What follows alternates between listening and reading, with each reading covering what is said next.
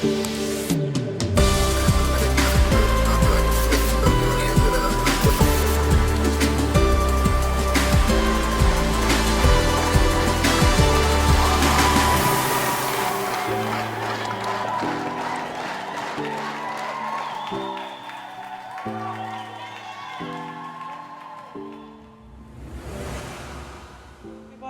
welcome to day 12. My name is Julia Still, the creator and host of the VID21 conference. And it is early in the morning here in Melbourne, but around the world, whatever time it is, welcome. You have picked an absolute cracker session to start your day with. We are joined all the way from Canada by the amazing Rebecca Sutherns. Rebecca is a dynamic and engaging certified professional facilitator who has been helping mission-driven leaders be more nimble, aligned, and strategic for 25 years. She's an expert in creating clarity and commitment through collaborative planning. She's a quick learner, creative thinker, and skilled communicator. She is the author of Sightline and Nimble and the popular blog Wiser Decisions Faster. And today she's going to take us on a journey about how to make adaptability your new superpower. And the one word I think I've heard more than anything, or certainly had to do myself, Rebecca, over the last year is adapt, whether that's intentionally or otherwise. So can't wait to see where we're going on this session, and I'll hand over to you. Thanks so much, Julia, and welcome everyone. So glad that you're here. Really appreciate you joining us for this conversation about adaptability. My interest is in helping us get from a place of saying, I have to do this, to I get to do this. And would love to unpack some of the new findings that we're getting from the world of work around adaptability. So my first question for you would be this one. What's one of your superpowers already? What do you already find that you're good at? Perhaps a way of thinking about it is, what's something that comes so naturally to you that you don't realize that it is an unusual skill until you come into contact with someone who doesn't quite find that one as easy as others. So for those of you that are here in person, if you've got some ideas in the chat of something that you consider your superpower, I would love to hear that thing. Taking action, I see. Anybody else have something that they think, oh, resourcefulness, love that. Multitasking, terrific. Thank you for all those things. I can never quite resist an opportunity to invite people to integrate good facilitation skills into their meetings. And one of my favorite kind of opening questions is related to this, and that is, what is something you know a lot about? And so people put these things in the chat. And one day recently, I had asked people to make themselves anonymous for something else in the meeting. So we couldn't see their names in the chat. And they started putting in all the things they were great at and that they knew a lot about. And one of their colleagues arrived a few minutes late and popped in and sent me a quick message in the chat and said, what's the question? I'm really sorry I'm late. So I said to him, trying to model this adaptability skill I'm working on, I said, okay, your question is, what do you think the question was? And so he's looking at this chat full of all these cool things. And it said bassoons and laundry and temper tantrums and 5-year-olds and all these things. And he said, what people want to be if they weren't lawyers? You know, it wasn't quite that, but I love the curiosity that a question like this generates, because it does tell me more and more about the kinds of things that the people in the room are interested in. And when we think about the kinds of superpowers that are useful, they're very context specific, aren't they? You know, you might be really good at something, you know, I don't know, somebody put in the other day that he was really good at tying fly fishing knots for bait for fishing. Well, I live in Canada. Up until about 3 days ago, it was ice and snow here. Fly fishing tying is really useful to us in our summer in July, not that great in February and March. So our superpowers are only super if they are needed.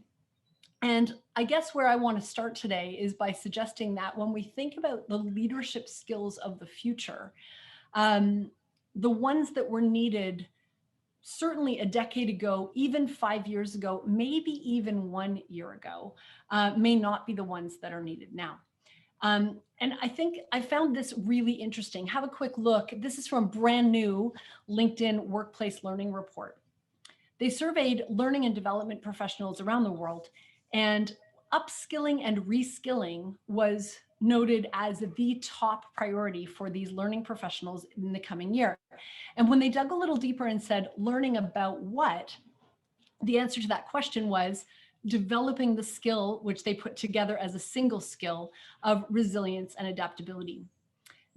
So it's timely for us to talk about this. To give you a sense of it, that resilience and adaptability scored highest in all of North America, most of Europe, all of Australia, all of New Zealand. It scored second in many parts of Asia and a couple of other parts of the world to digital fluency, which was second in those other areas I already mentioned. So between digital fluency and resilience and adaptability, that's where people's attention is really going, with diversity and inclusion skills coming a very close third in most places. Interestingly, though, creativity ranked as number one, even as recently as in 2020 and in 2019. And on their particular scale, it actually ranked dead last this year, which I find very interesting, because to the extent that creativity requires curiosity, and adaptability also requires curiosity, it would seem to me that we shouldn't rule out the need for creativity right now, because I think that the two are very linked. And yet somehow in the collective psyche, at least in the learning and development world, creativity is seen as less necessary right now. But I also wonder actually if it's perhaps seen as less accessible to people. What I'm noticing in my practice is that people's ability to be imaginative right now has gone a bit dormant during the pandemic and is starting to show signs of spring, much like we are where I live. And so it could be that even 6 months from now, we might see some differences there. Certainly this need for upskilling and reskilling is a very recent front runner. It was considerably different than that, 15% lower, even just 6 months ago. And so people are starting to say, hey, what do I need to get good at? And so, not surprisingly, from the title of today's session, I want to talk about this notion of adaptability. But what I'd like to know is, when you think about needing to be adaptable in this context, at this point in time, how does it make you feel? Sort of viscerally, what's your initial reaction to talking about adaptability? Can you just either unmute yourself and speak aloud if you want to, or just put something in the chat for me? I would love to hear kind of the initial emotional reaction to the need to be adaptable right now. Any initial comments on the emotional response to the word? Does it just seem kind of automatic that you need to do it? Are we doing it already? Exactly. We need it, right? We don't have a choice, right? I see that. We are doing it. And yet, you know how it feels to have something that you have to do, but sometimes you want to do it and other times you don't want to do it. So if you think about exercise, for example, if you get your exercise through something that you love, that's really fun for you, perhaps it's a team sport or dancing or something, those are the things that I would enjoy, as compared to endless hours on a treadmill, which I would not enjoy and therefore never do. It feels different, doesn't it? Both are things that I have to do. I need to stay moving my body, but how I choose to move my body has a really different emotional connection with me, and therefore my motivation for it is entirely different. Similarly with nutrition, for example, there are things that I know are good for me that I do not eat enough of, and there are other things that are less good for me that I eat too much of. And we know that it's not about knowledge. We have cognitive appreciation for what we should and shouldn't do. It's the emotional hook that helps us to do it. And what I'm noticing with adaptability is that our emotional association with that concept has really changed over the last 12 months. Whereas before, it would not have ranked as highly on our radar. We would not have even noticed the need to do it, really. I mean, if you asked somebody, they probably would have said, yes, we need to. But in terms of the lived experience that all of us have brought to the table now, there is a much higher recognition of the importance of it. It's gone from a nice to have to a must have. But I think also the emotional attachment to it has really, really changed. And people tend to have a more negative reaction to this word right now, almost along the lines of, oh, please don't make me adapt to one more thing. So depending on where you live in the world, we have been through on again, off again cycles of lockdowns. We've been trying to interpret public health regulations. Our work may have dried up completely and then gotten busy again, or maybe not yet. We've had to adapt to where our children are and whether they're in school or not. We've had to adapt to whether we're working in person or online. And what this has meant for us from a neuroscience point of view is that the exhaustion we feel is actually rooted in our physiology. I am not a neuroscientist by training, but what I can tell you is that our brains are set up to put a lot of things on autopilot. We move things to a default setting so that we don't have to think about them.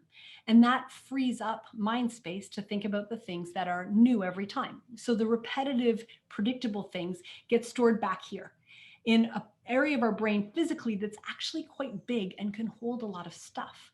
But what's happened is a lot of what we used to have on autopilot. Can my child go play with that person? Did I remember to bring my mask? Can we get together for a birthday party? All that stuff that used to be just, would hardly think about it. Now it's moved into our conscious brain, which is up here and is actually very small. And so the amount of real estate that these kinds of day-to-day decisions take up is considerable, leaving us a lot less space for the new stuff coming at us.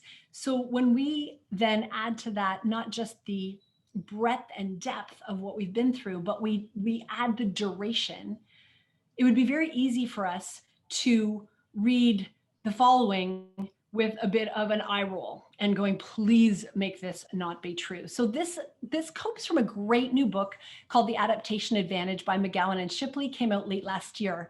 And this is a quote by Dan Gilbert. Perhaps you're familiar with his work and his TED Talks that have been very well viewed. But he says, pre-pandemic, the slowest pace of change you will ever experience for the rest of your life is happening right now. And when I first read that, I must admit that I was just not about it. I had no capacity for embracing that. I was just feeling so exhausted. And I ran a session a couple of weeks ago called Leading Tired, and I had 87 people sign up in the first 10 minutes that it was available, because people are just tired. And so the idea of having to adapt further can be a bit of a daunting task. And what I would say is that really we have this idea of operating in various currencies, and usually money is our main currency, but right now I would say it's battery life. I really think our energy is a really precious commodity right at the moment, and it is scarce. And so the thought of having to adapt, to the extent that that feels depleting to us, that it feels like it takes too much energy, that it just is more than we can handle, we hardly even want to talk about it.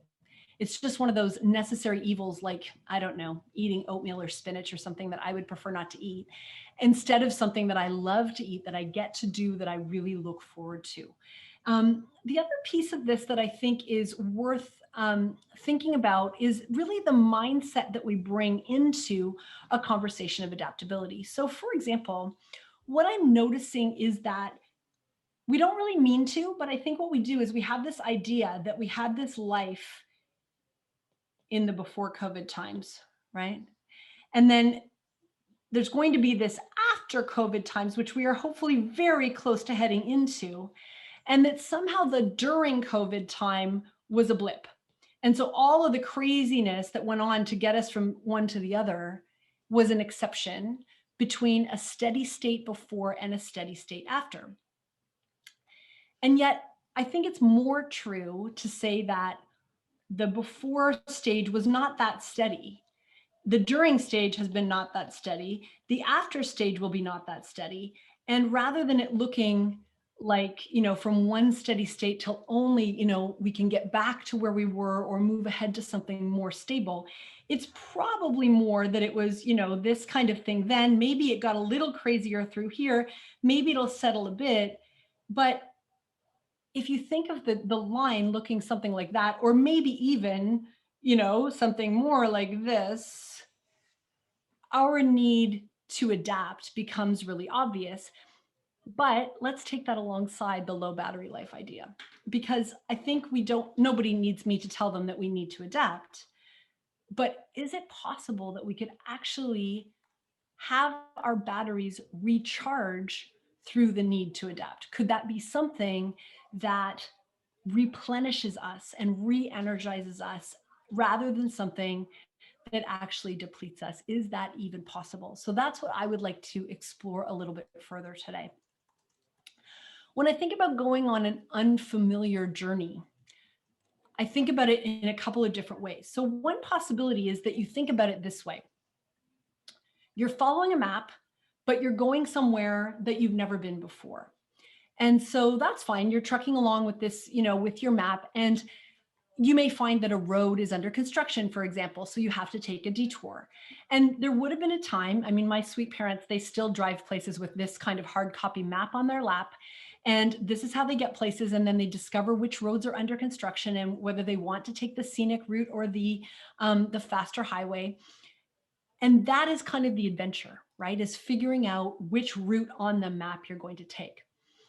I'm sure that you can appreciate right now, the idea of having a map does not feel like adaptability to many of us, because right now there is no map. This is not a period of time where someone else has gone before us, has sort of charted exactly what it looks like, and is prepared to tell us, well, if you do it this way, this will happen. And if you do it this other way, it will take you 42 minutes longer, but the views are better. We don't have anybody able to tell us that right now. So then I think, okay, it doesn't really feel like that.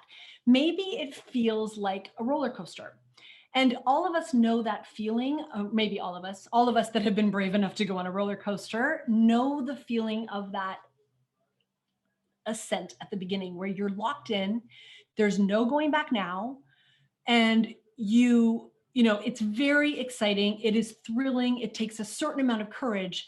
But the truth is that with a roller coaster that it's short, that it will be over. You can talk to people who've done it before and survived it. And you can choose whether to go on it or not. And you can choose whether to go on it again. So for all of those reasons, I'm not sure that this metaphor of adaptability is really a good metaphor for us. It might be the same kind of adrenaline that can kick in, though, if it's something you like. If you're not someone who enjoys being scared, this is not going to lead us down a path of adaptability as somewhere where we want to go. Okay, so maybe we are navigating unfamiliar jungles with no path. Maybe that's closer to what this is like. Or maybe it's like this. I don't know if I'm dating myself or whether any of you who are joining from other countries have this kind of game, but this particular old game, Donkey Kong, has you as this little guy, Mario, making your way up these ladders while barrels just keep getting thrown at you, right? And you just, you think you're getting there and you jump over one and another one hits you in the head. And there is this element of feeling like, what's going to come at us now? So if it's not a pandemic, it's riots. If it's not riots, it's murder hornets. If it's not murder hornets, it's fires. If it's not that, it's this, right?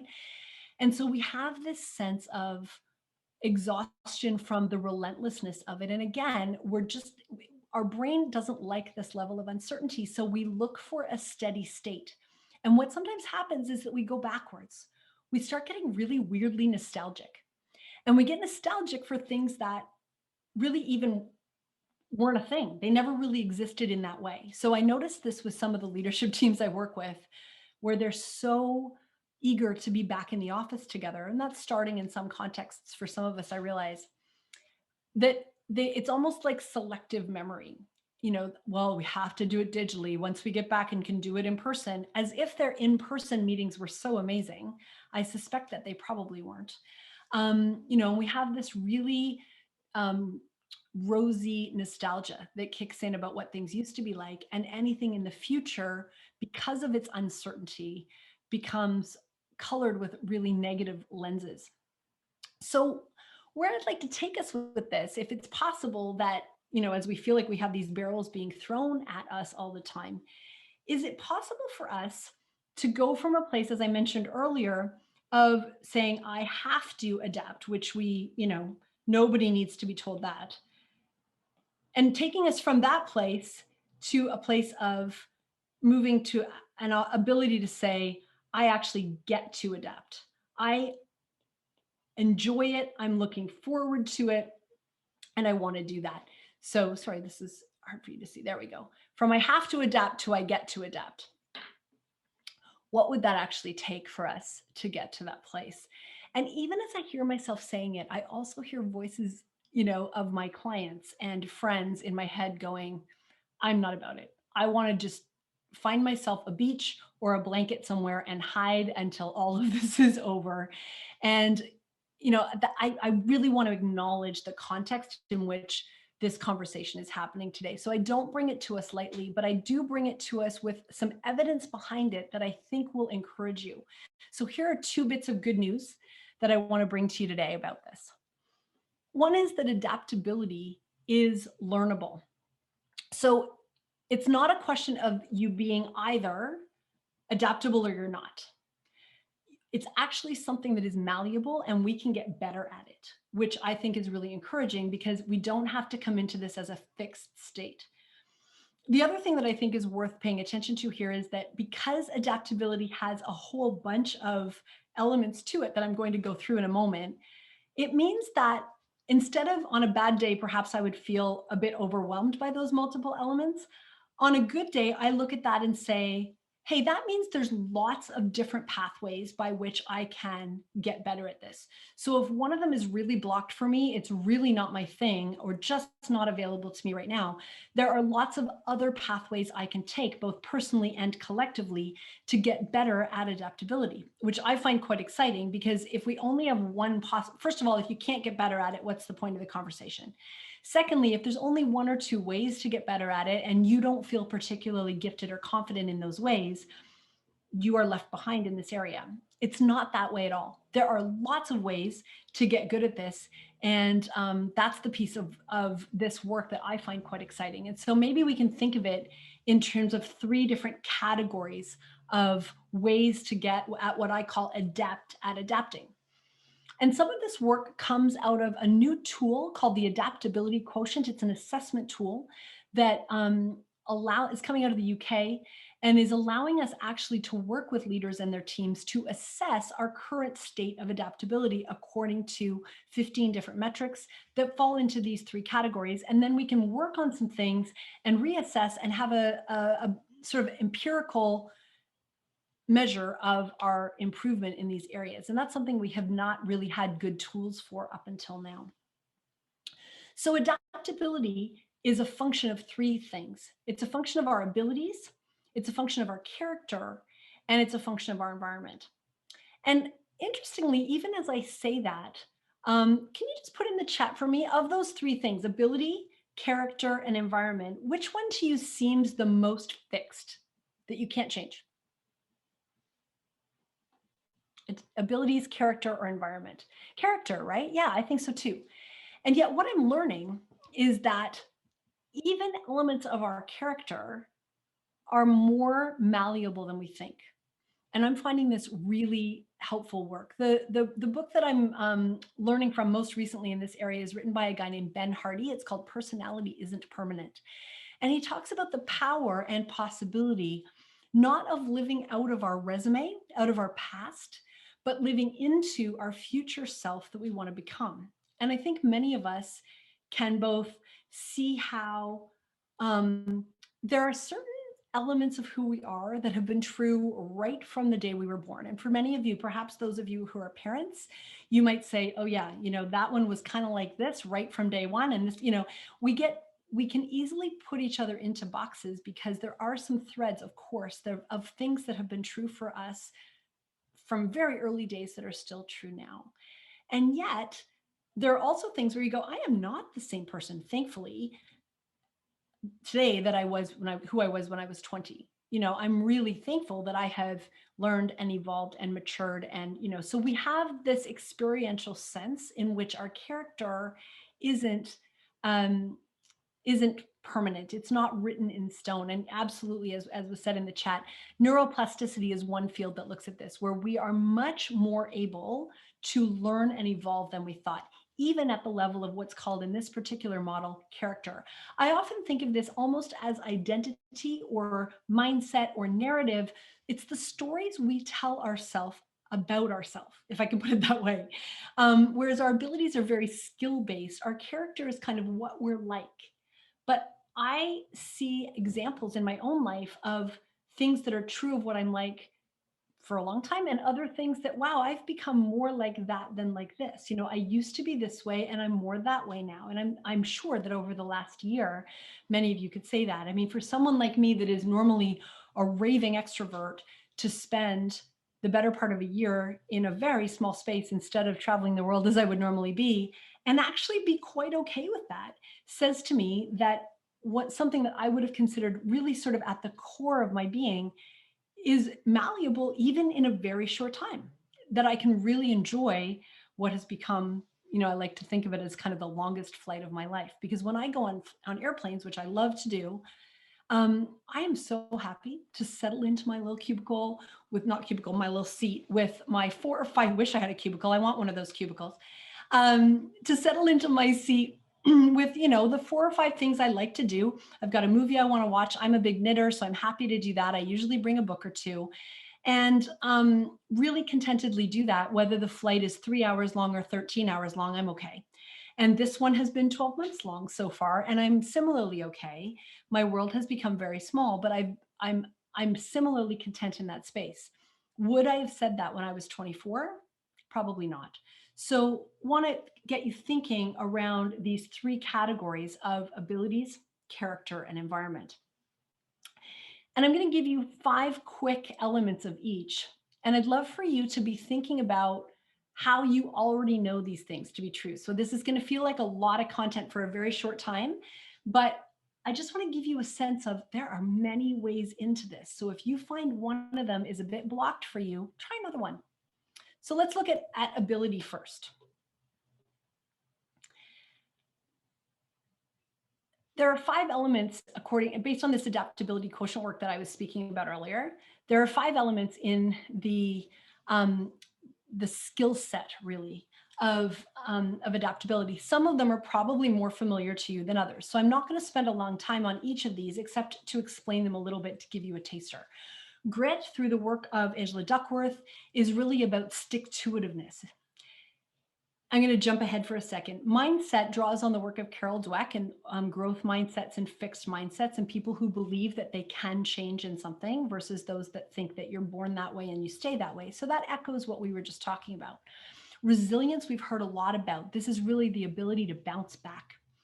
The 2 that I want to zero in on for the moment are number 2 and number 5. Mental flexibility is the ability to hold 2 competing ideas in your head at the same time and not be too upset by that contradiction. Okay, so you can live with complexity and seemingly contradictory ideas at the same time and not lose sleep over that. Unlearn is different, but it has something to do with it, in the sense that unlearn is when you actively and consciously choose to shed ideas that are no longer serving you in favor of adopting behaviors, ideas, mindsets that are serving you better. I think of this in 2 ways. I think of it as there was a character in a book I read as a child called Dr. Dolittle who spoke to animals. And there was a fantasy animal in that book called a push me, pull you. And it had a head going this way and a head going this way. And I feel like if we don't unlearn things, we are behaving like that push me, pull you, where we want to go in a new direction, but our old habits are like an anchor, you know, just holding us in place. There's an inertia that kicks in. Whereas if we can shed those, it unleashes something that allows us to go in the new, more positive direction. It's also really important because of what I said earlier around decision fatigue. We can't keep adding and adding and adding new ideas, new thoughts, new ways of doing things without leaving some space for the old ones to go. I picture that as, you know, our closets at home or something. You know, if we keep getting new clothes and putting them in a drawer and putting them in and putting them in, the thing is going to overflow, and we need to actively shed some things. So it's kind of like the Marie Kondo of mindset work right here, right? The irony here is that the things we need to let go of are often the things that served us well in the past. So they are not letting go of the things that we're dumb ideas to begin with. They were just stupid. They were us being an idiot. It wasn't that. It's us letting go of the things that have had their day, but now need to step aside to make space for new things. So if you think about this cluster of 5 things, each of these would constitute that ability area in adaptability. And if you can increase your ability in these areas, you are more likely to be adaptable. Here's the key. People who are adaptable are not necessarily just better at these things, they are energized by these things. Lots of us can adapt. We all are. As somebody said in the chat earlier, do we have a choice? We're all figuring it out. The people who are really rocking it, though, are the people who find that this process of adapting is actually recharging their battery.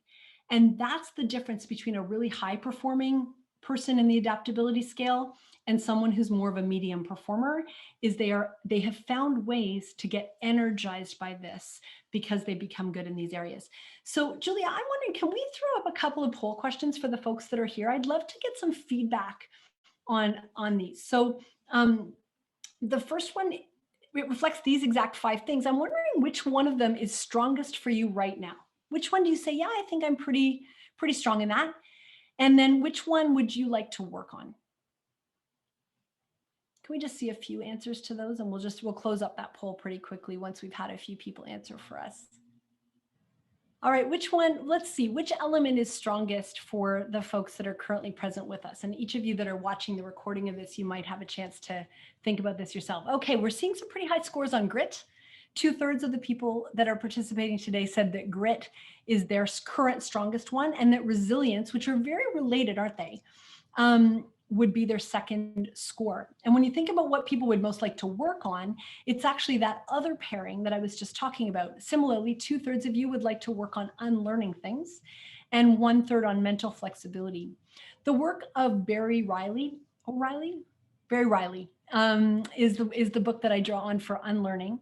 And so if you do want to dig into that a little further, I feel like it's a really helpful thing to say, hey, I have some skills in this area already. And therefore, if I want to become more adaptable, here's another kind of key takeaway for today.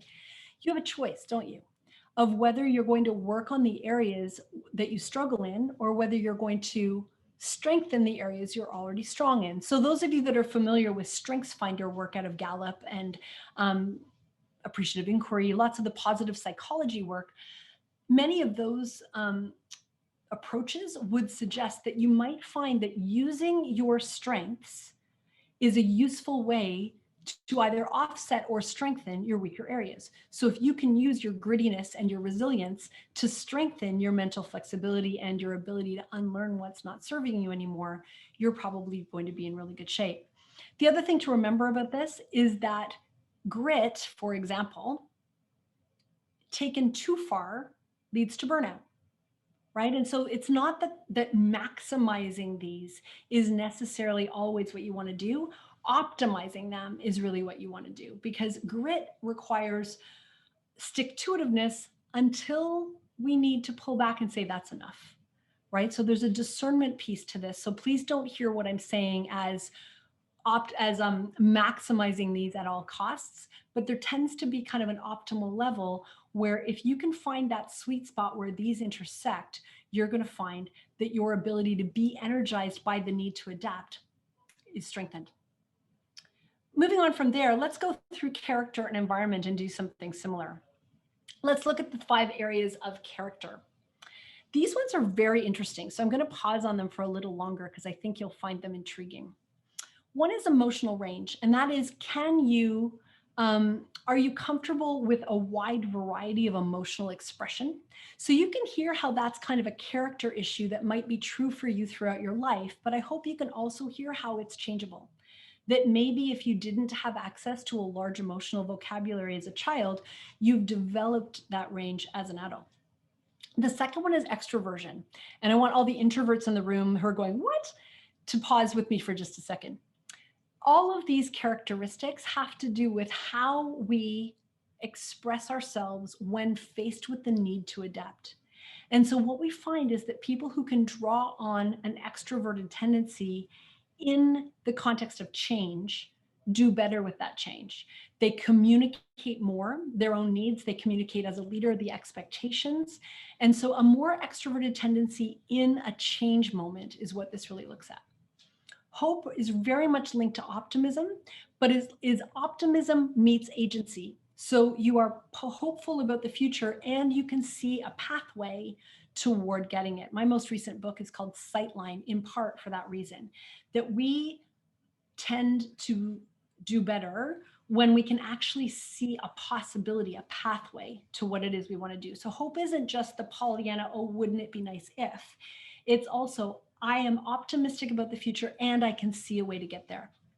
Your motivation style is an interesting one. It's really about, do you play to win or do you play to protect? So what motivates you? Is it some sort of safety and risk management tendency, or is it a winner take all tendency? And again, you can hear, even as I say that, how there's an optimal place there. It's not just one is better than the other, but finding for your context, which motivation is going to serve you best is that sweet spot where adaptability will feel like it gives you a sense of ease and not a sense of friction. And then thinking style really is big picture versus detail. Similarly, there's a range of optimal behavior there, but generally people who can see the big picture and take the long view tend to be more adaptable than people who get stuck in the how to do things. Because if we are stuck with one way of doing something, we find it harder to adapt than if we can keep the big picture purpose in mind and find lots of ways to get there. That's when the analogy of the map really helps, that you're okay to take the scenic route or the smaller country road rather than the highway that you were expecting to take.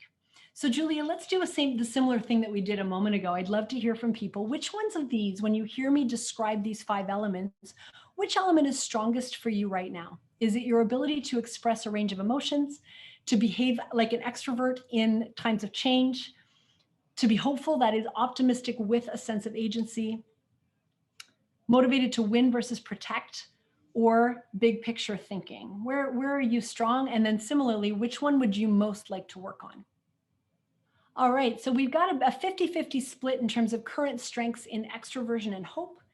And in terms of things we'd like to work on, 3/4 of us want to work on our big picture thinking and about 1/4 on the idea of being motivated in terms of winning versus protecting. So again, finding resources, and I can certainly help with that. We'll take some time to answer some questions at the end that can help you figure out how to leverage your strengths in a way that will either offset or strengthen those areas that you're interested in building on would be a great way to proceed.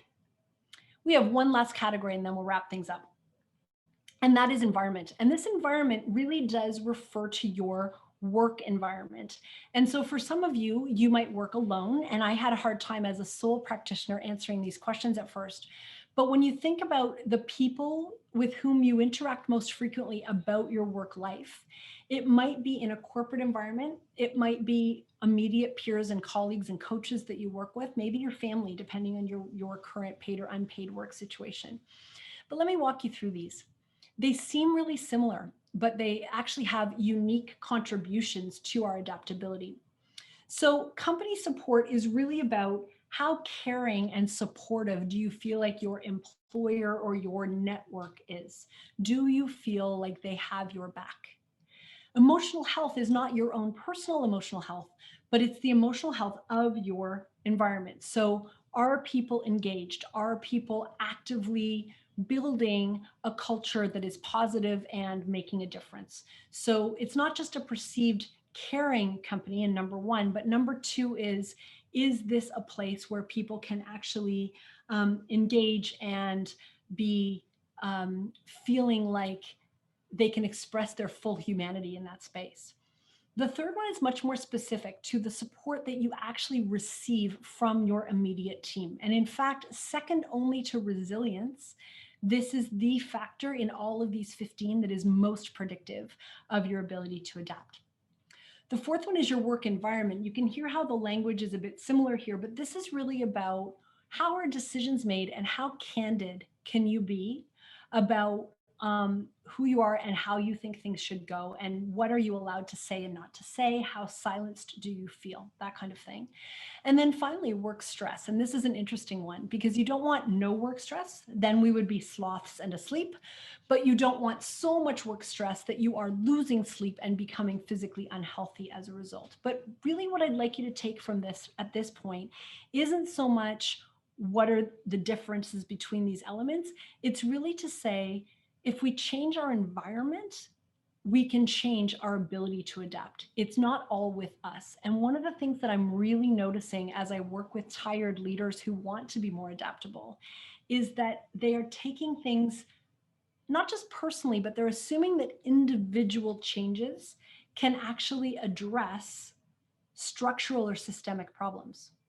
And so there are days, there are months where one more yoga class, one more mindfulness seminar is not going to solve this problem, right? And so this gives us a medium level workplace setting where we can say, we can intervene at the environmental level, not just at a personal level, to make a difference to people's adaptability. So as we're wrapping things up, Julia, can I ask for that final set of questions around this? When you think about these elements, is there one where you say, actually, I think I'm pretty strong in this? And another one where you say, I don't have that at all, or at least that's an area where I'd like to build in some more work. Love to see which ones are popping to the top for you on both of those same questions. All right, so it looks like some of you, 2/3 of you have a pretty supportive team. That's great to see. And that the work stress is for 1/3 of you is a pretty positive area where you feel it's pretty strong. 2/3 of you would like to work on the emotional health of your company, and a same 1/3 want to work at getting that work stress into a more optimal level. So thanks for that feedback. It's always helpful to see which ones of these are resonating for people currently, and remembering that this is a context-specific challenge for us. And so where you feel strong right now or needy right now could change very easily over the course of the next little while, but it gives you a sense of where you're sitting right now. And so what I want to wrap up with is this. One of the most effective ways to embed learning is to act on it right away, is to do something that will help you move toward getting stronger in these areas. So maybe you will choose to read one of the books we mentioned. Maybe you would be interested in finding out more about this adaptability quotient tool, either for yourself personally or for your team. That's certainly a possibility as well. Maybe you want to ask more specifically of someone in your network to be a particular accountability partner in this area. I'm not sure what it is, but maybe that would be a good way for us to move into a bit of Q&A time, Julia. I'd love to have people, explore together some of the ways that they'd like to get stronger in some of these areas. And I'm also happy to answer any other questions you might have. Thanks, Rebecca. Happy for people to either unmute themselves or type in the chat if it's easier, depending on where you are. I find this whole area fascinating. And there's a few words that I've written down throughout VID, and some of it's about change, some of it's adaptability, how do we evolve? I think about that biology book that we all get given when we're in high school about the moth on the tree, and that has to sort of create camouflage to protect itself. And I just think it's, as you say, it's such a common theme at the moment. Lani said, I'd be interested in the quotient tool to really see where I might improve. So people are interested in the tool itself. Rebecca, where do they head to? Probably the easiest thing would be to talk to me directly, and I can certainly either work you through that myself or put you in touch with someone closer to your local area. We do it fully digitally, so it doesn't matter where we are, but sometimes time zones might be a bit of a challenge. And so there are about 55 people at the moment that are certified to deliver the tool, but there's lots of other people working at the margins of it. And so I'm happy to work with you on that. And what I can do, people probably have other ways of finding me, but I'll just put this up in case you want to have it right at your fingertips, because this is the easiest way to find me, would be on one of these social media channels. And I'd be really happy to tell people more about that particular tool and some of the coaching and debrief that can go along with it. I should say right off the top, I am not an assessment tool girl. This is not something that I normally do. I know there are lots of people for whom their entire business is this. for me, it is not. My interest is in nimbleness and adaptability, and in really solid group decision-making processes.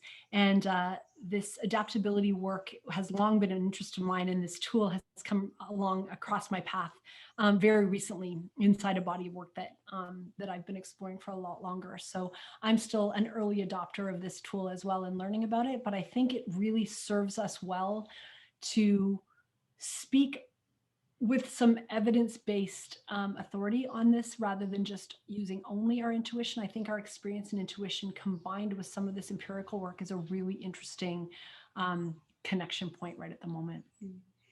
Pip said, I find unlearning fascinating when all interviews are based on stories of success and previous behavior predicts future behavior. Yeah. It's I find it really fascinating. I actually saw Barry O'Reilly speak when he was in Melbourne. He came over from Ireland, or the States via Ireland, I think. And it was really interesting to see him talk about unlearning in a room of what I probably describe as second half of career, maybe even last quarter of career people in the room, particularly male senior executives, talking about what it means to unlearn. I think a few defibrillators might have been needed just to pick a few people up off the floor, because as you said, Pip, we're known, we are hired on what we know, and now the world's telling us that actually we need to maybe know some of that.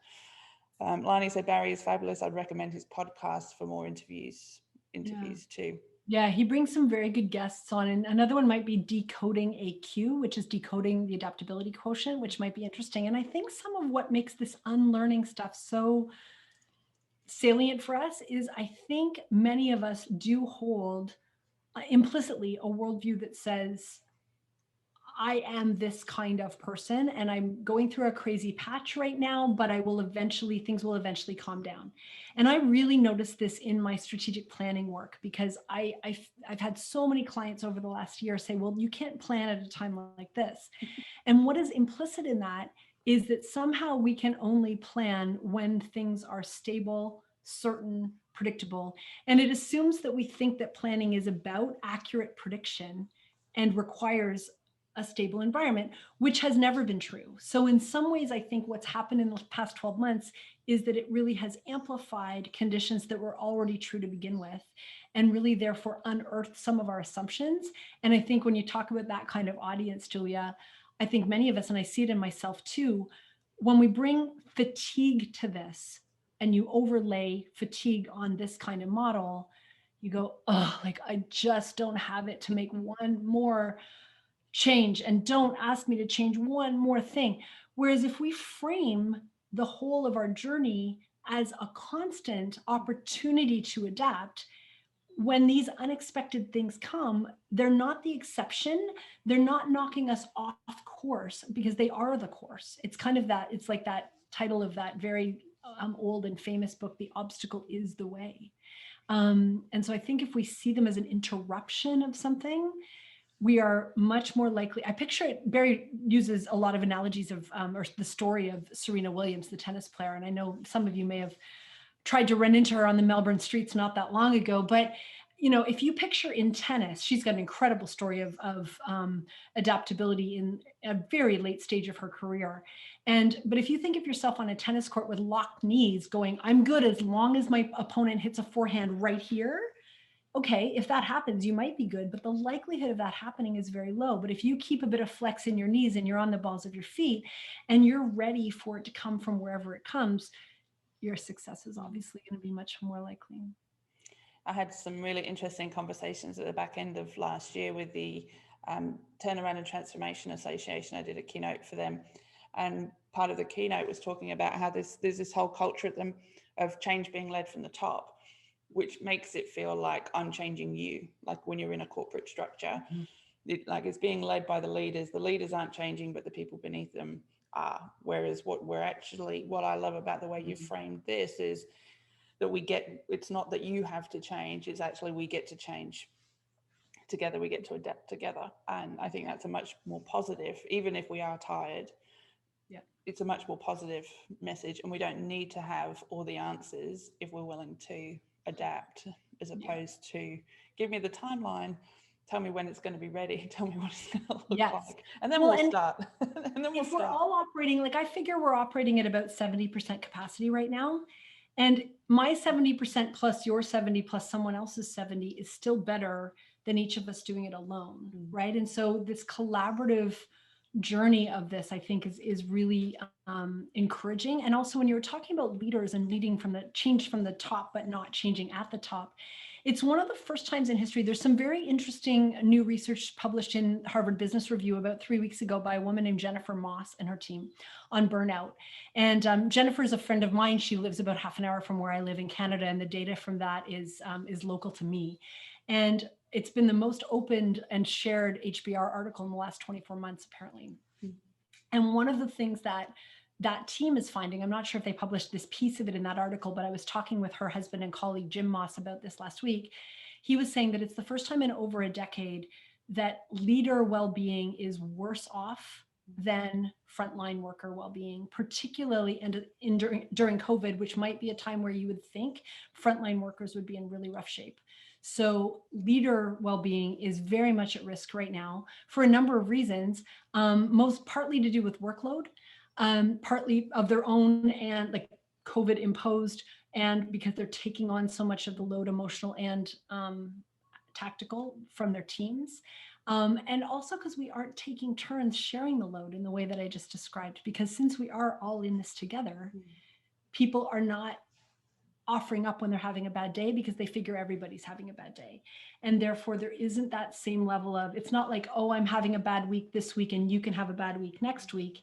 It's like we are all in it together, which is great for keeping each other company and great for compassion, but not great for managing that battery life that I was mentioning. I think the other thing we're certainly seeing here in Australia as things start to open up is, rather than the challenge coming top down in terms of changing and adapting, is that it's being actually driven bottom up. So for the first time, we're starting to see leaders actually go, oh shit, what we had planned for our business is now different because it's been driven by different employee needs or different customer needs or different social needs. Yeah. And I think the organizations with leaders that are willing to ride what that looks like, ride the uncertainty, being willing to adapt, will do really well. Other leaders are like, well, no, regardless of what people think, people are coming back into the office, right? Because that's what they want as leaders, not what's necessarily right for the organization. So it'd be really interesting to see where it goes. So Rebecca, thank you so much for joining us all the way from Canada. I can't wait until we're able to cross the Pacific one or two ways.